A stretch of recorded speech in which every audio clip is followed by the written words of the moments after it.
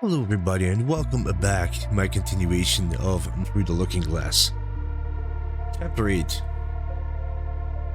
The White Knight. After a while the noise of the drums slowly died away and everything became silent.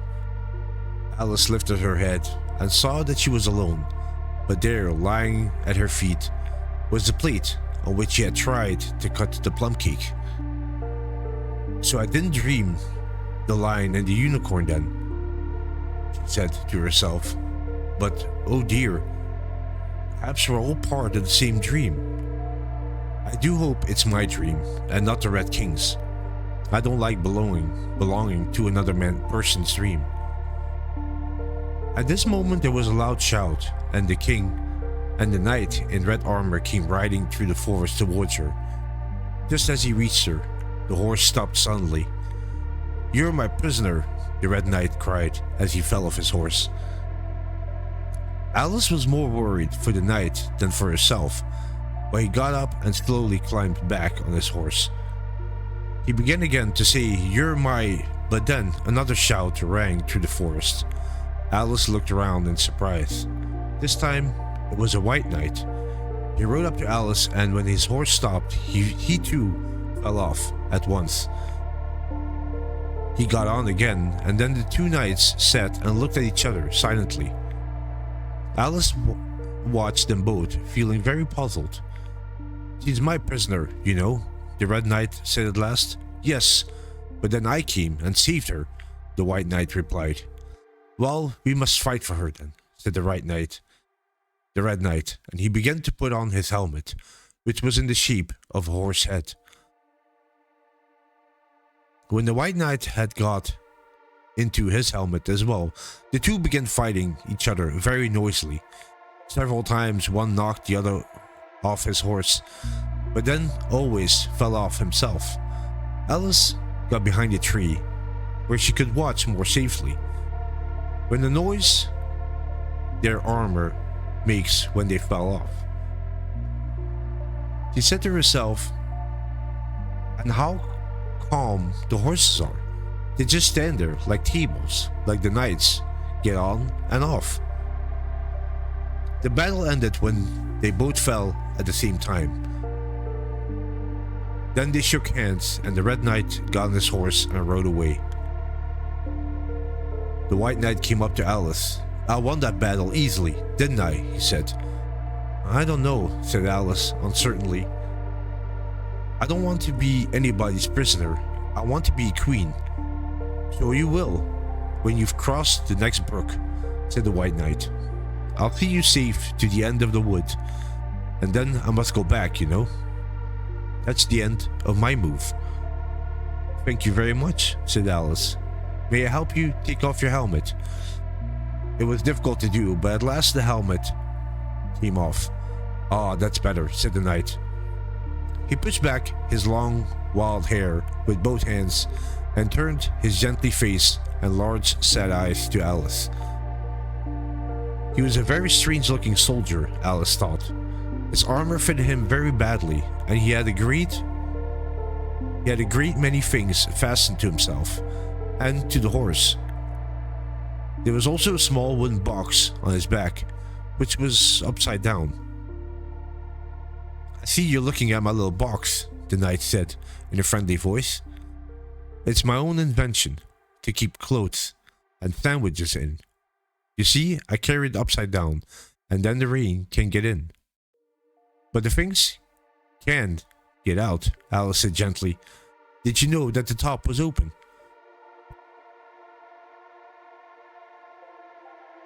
"No, I didn't," the knight said. "If all the things have fallen out," he went on unhappily, "there's no use keeping the box." He fastened it as he spoke and put it carefully on the branch of a tree. "Perhaps some birds will make a home in it. Now, if you're ready." "What's that plate for?" "It was used for plum cake," said Alice. "I think we should take it with us," the knight said. "It'll be useful if you find any plum cake. Help me to get it into this bag." It took a long time to do, because the bag was not really big enough and already had a lot of carrots in it. But at last it was done. And they started walking through the forest. It was a slow journey because the knight was not a good rider. Every time the horse stopped, which it did very often, he fell off in front. When the horse went on again, he fell off behind. Sometimes he fell off sideways as well, and Alice learned not to walk too close to the horse. Perhaps you should have a wooden horse on wheels, Alice said with a little laugh.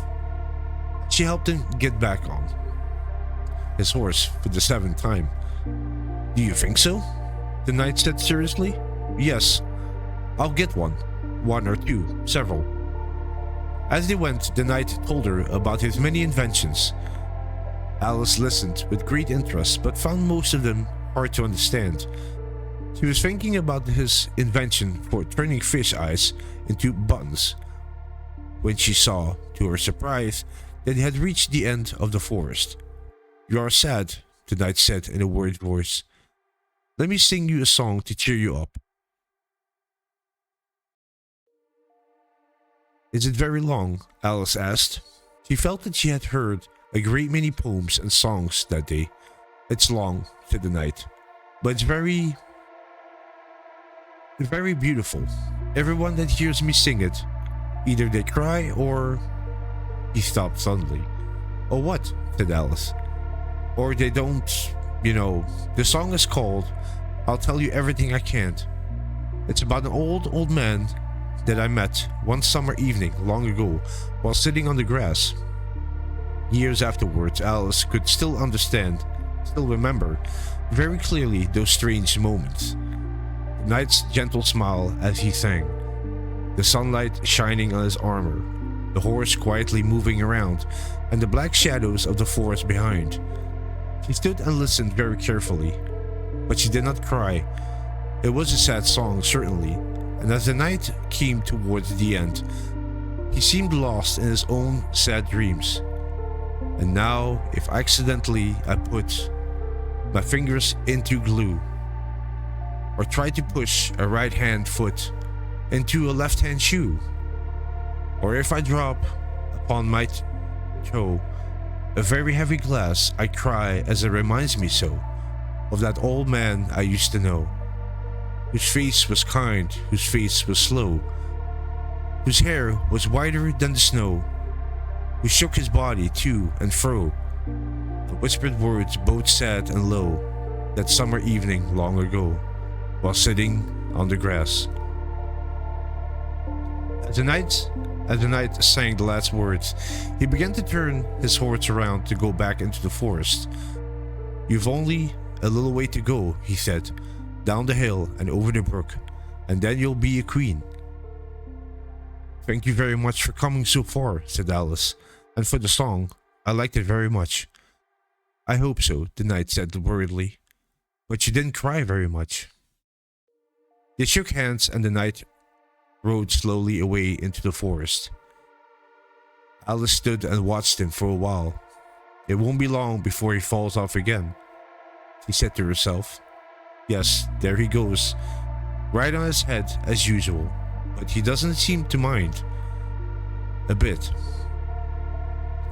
When he had gone, Alice turned and ran down the hill, now for the last brook, and to be a queen. How grand it sounds. A few steps brought her to the edge of the brook.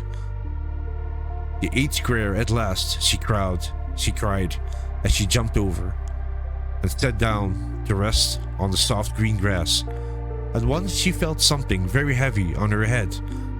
What is this on my head, she said, and how did I get here? She lifted it off to see what it was. It was a golden crown. And that was the end of chapter 8, The White Knight. Thank you so much for listening. Hope you enjoyed it. Take care, and I'll see you in the next one. Thank you. Bye-bye.